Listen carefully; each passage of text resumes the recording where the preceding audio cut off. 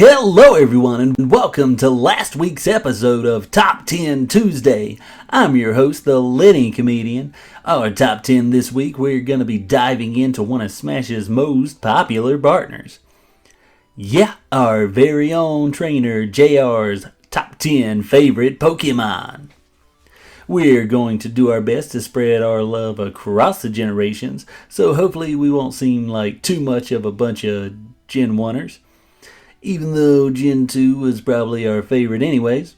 Funny enough, we didn't realize how relevant this top 10 was actually going to be while writing the script. But hey, it's actually Pokemon's 25th anniversary just last week. So anyways, without further ado, let's get started. Who's that Pokemon? So back in my day, it was impossible to properly explore Pokemon region without some HMs. So here are some honorable mentions. Our favorite Gen H Pokemon is Ice-Cube. JR did his best to avoid seeing art and advertisements for Sword and Shield because he wanted to relive the childhood magic of not knowing what was in each patch of grass.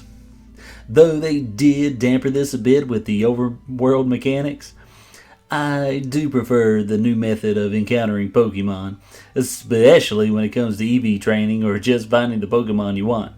But anywho, it's Ice-Cube. Penguins are my partner's favorite animal in real life. As soon as we saw the ridiculous awesomeness that was this blockhead, he managed to dethrone Cinderace as our favorite partner. Though the starter is still a close second. Ice-Cube shows up pretty late in game, so you may have guessed we weren't too impressed with the lineup of Pokemon in this generation. Who's that Pokemon? It's Scizor and Scyther. I've got a bit of bias towards bug-type Pokemon.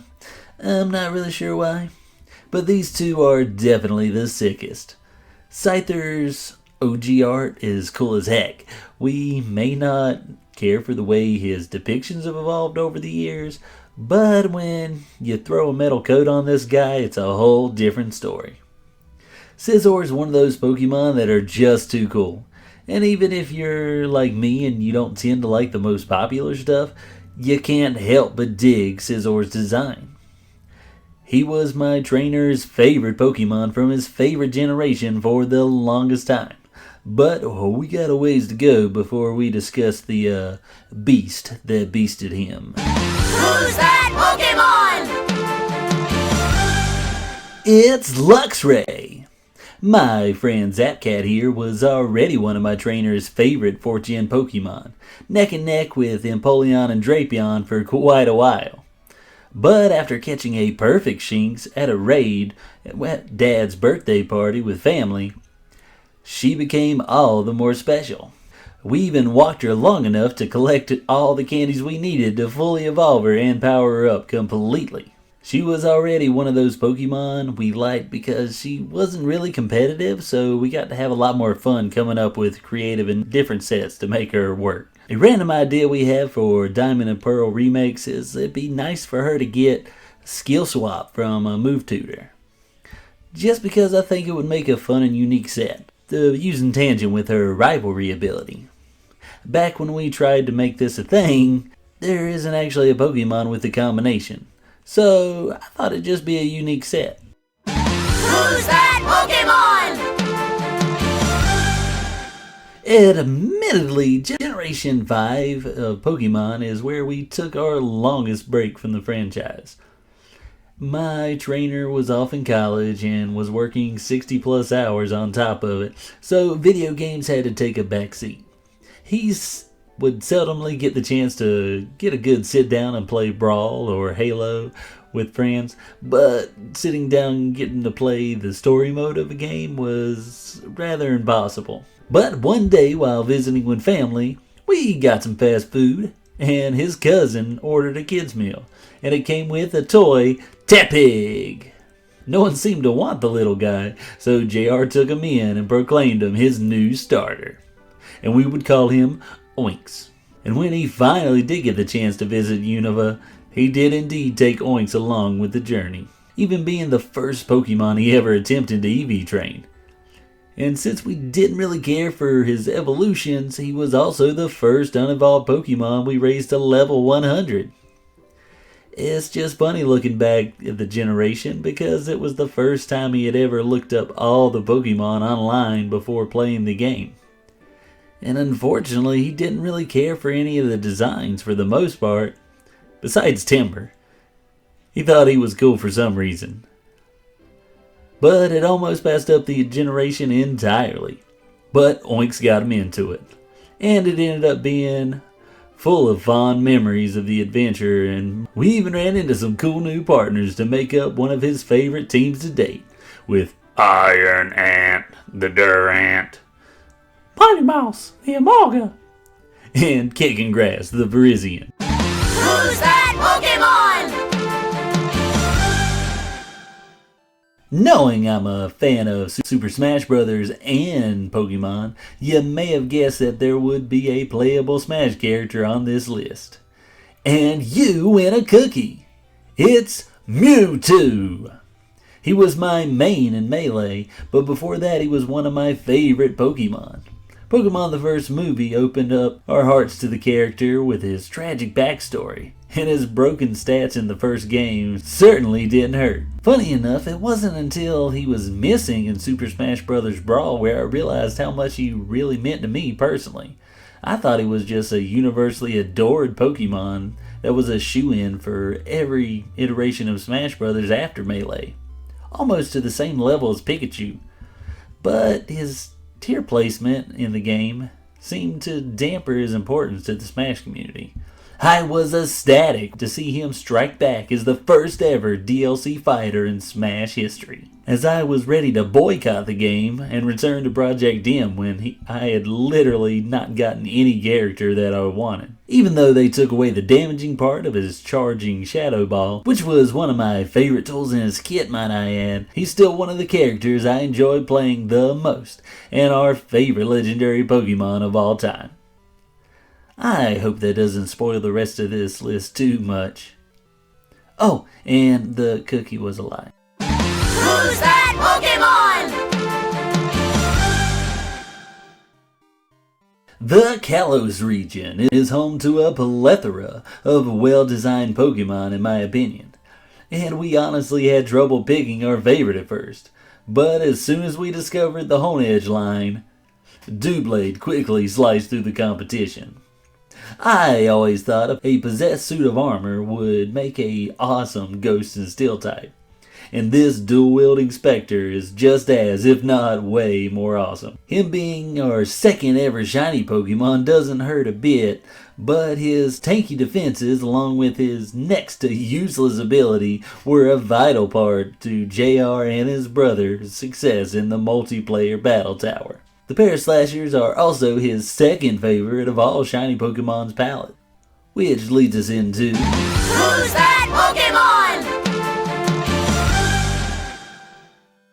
Reiterating our love for Pokemon can be shared throughout its evolutionary line, it's Sandshrew, and it's Sandslash, sharing this slot. I used a Lowland Sandslash here because, well, I wanted to show at least one Pokemon from each generation, and Primarina just missed the cut overall. But a Lowland Sandshrew is easily my favorite design for the entire region. JR's first ever shiny Pokemon was the lovely young Sandy, who was no easy mouse to muster.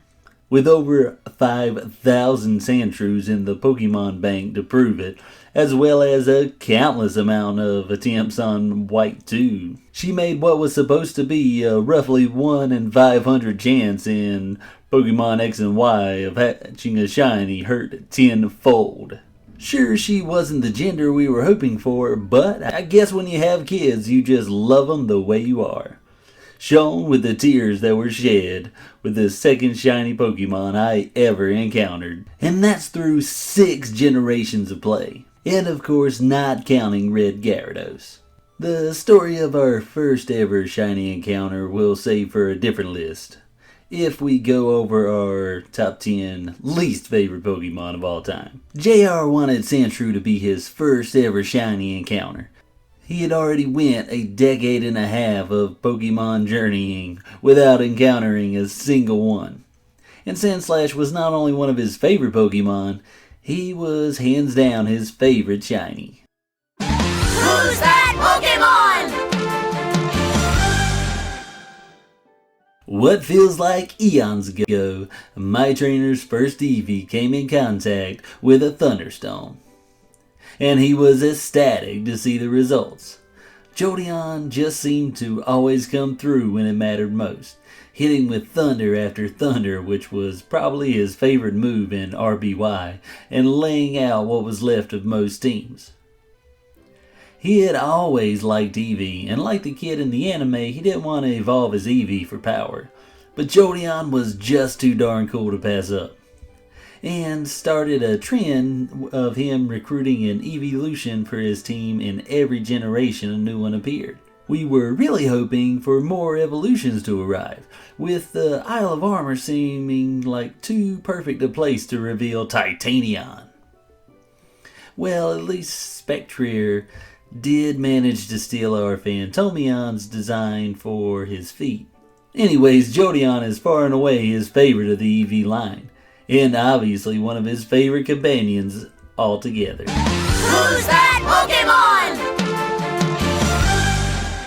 This poke is probably the reason JR so fondly remembers running into new Pokemon, because he'd not before or since been so overtaken by a creature's sheer badassery as the first time he encountered Absal. This symbol of disaster to come might have been a warning for how Pokemon designs would get less interesting in the coming generations, but he was there to pull him along for the ride. JR just instantly loved the guy, and Absal quickly became his most used Pokemon, being the first party member to ever outlevel his starter in a playthrough, and was even the first on his team to hit the big 100. He's another one of those Pokemon where they struggle competitively, so again we are forced to be creative to make him work. His Mega Evolution was awesome, but it wasn't enough to make him into a huge threat. We did quite enjoy his higher speed and attack because we merely played for fun, so he could once in a while do a number on an unexpected team. Absal was the first Pokemon he ever attempted to get good IVs for, and I mean he was trying to find it. He caught hundreds, if not thousands of Absals in an attempt to get one with perfect stats. We finally came across one with Adamant Nature and max attack and max speed, and his bulk and special attack wasn't quite bad either. Absal even went on to become the only Pokemon JR ever used to single-handedly take on the Elite Four, which was quite the challenge in White 2, where Marshall Sock could always live one move with Sturdy and one-hit KO Absal in exchange with Brick Break. But eventually we persevered, and to this day the Lonely Disaster Pokemon is the only Pokemon he has as a standalone Hall of Famer. Who's that Pokemon? And the one you've all been waiting for, me! Where do I even get started? The silver version was easily JR's favorite Pokemon game to date, and probably only because he never had a chance to play through the remake. But my young Leadyba self was his first caught Pokemon when he started his journey through Johto, and he wanted to keep me as part of his team, partially because he had recently seen the anime episode where Ash Ketchum decided not to trade away his Butterfree because he begins to reminisce about his time with the bug and how much it meant to him to be his first caught Pokemon. And then later he just kind of lets him go. But anyways, also he managed to evolve me, and I dethroned Quilava as his favorite Pokemon in Gen 2. And that lasted all the way until he figured out how to evolve Scyther. But that was a ways down the road. He got so interested in what Quilava would evolve into We grinded away until both of us were so overpowered for where we were supposed to be on our quest to be the very best. We steamrolled past Whitney, which seemed funny because we heard from his friends that she was actually supposed to be tough, you know. To get an idea of how overpowered I can be, just check out False Swipe Gaming's How Good Was Lydian Actually? With such power and versatility, we crafted many pocket and monstrous sets through the years.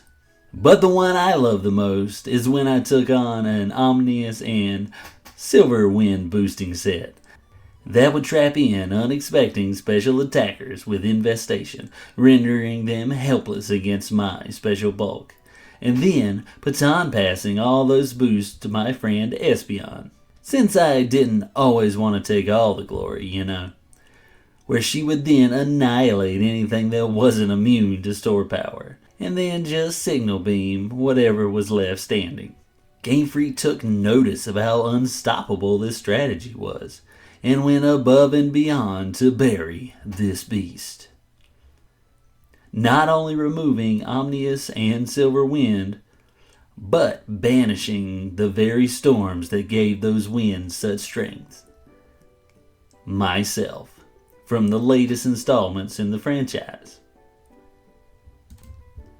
If you hadn't guessed by now, the plethora of options I had as a Pokemon eventually won back his love, and I am now his favorite Pokemon from his favorite generation yet again. But wait a minute. There's still one to go on this list. What's going on here? Who's that Pokemon? Well, apparently, before I came along, JR had quite a few adventures in Kanto. His love for his pocket pals started with viewing the adventures of Ash Ketchum, but he knew he was ready for his own journey. He liked Charmeleon, he was just cool, so he made the classic choice for the first time, and snagged the little fire lizard and sawed off to catch 'em all. But this quest was quickly abandoned when he didn't know how to stop his precious Charmeleon from evolving into a Charizard. He put the game down and walked away for a bit. But like any great adventurer, he could not ignore the call for very long. He grabbed the closest partner and set out again, this time with one goal: to be the very best, like no one ever was. And after Venusaur's Razor Leaf cleaved through his greatest rival, Ash's last Pokemon, he made his way to the final room, the final resting place for the team that got him through it all. And they retired in the Hall of Fame. The end. Or so we thought. Retirement didn't sit well with the young master, as it doesn't with most at the age of 9. He dusted off his Game Boy and returned to Professor Oak's laboratory to accept one last job. This time he was taking the last of the rookie partners.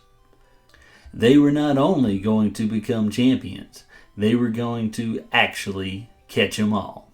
Squirtle was the first of his starters to triumph over the rival in his first encounter, though just barely. With experience on his side, JR sought to train Squirtle harder than any partner before, and soon the awesome tiny turtle he adored grew. Turtle even helped him recruit partners JR had in the previous mission: Eevee, Sandshrew, and eventually Magmar. They formed a devastating team that slowly donned their full strength when the moment finally came. What? Turtle is evolving?